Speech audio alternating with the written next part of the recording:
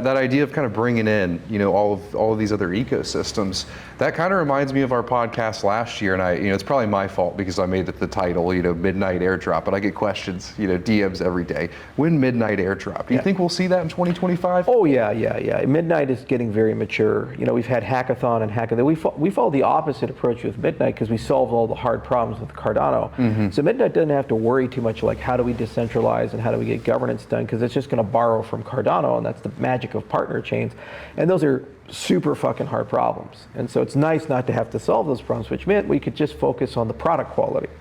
So from day one, we said, let's get a great development experience, and let's have hackathons, and let's have lots of people just start building things. So DC Spark is building things, and Globant is building things, and we've had thousands of developers over dozens of hackathons basically build tons of cool stuff.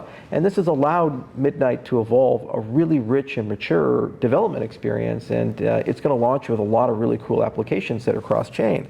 But the other thing is, because of partner chains, there's an acceleration and certainty of being able to launch Midnight and get it out the door. So it'll come in 2025. It's hard to pinpoint the exact quarter because there are some things that we have to still lock down.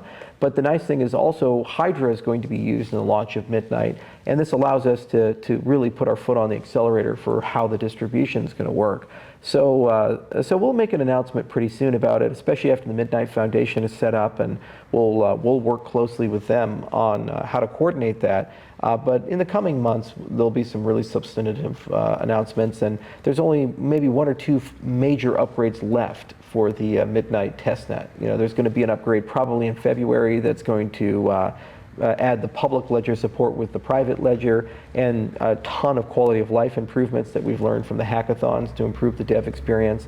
And then there's probably going to be one or two more to get it to that mainnet readiness that are left. So we're moving very fast. There's a very nice cadence. It's been a joy working with the Polkadot ecosystem and kind of hybridizing and merging some of our ideas with their ideas. And what's also cool is we get to give back to the Polkadot ecosystem. So a lot of the things that we constructed in Midnight will upstream try to contribute to Parity Substrate if it makes sense.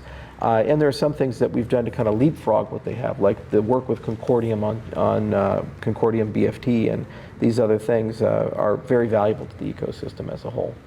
That's really exciting.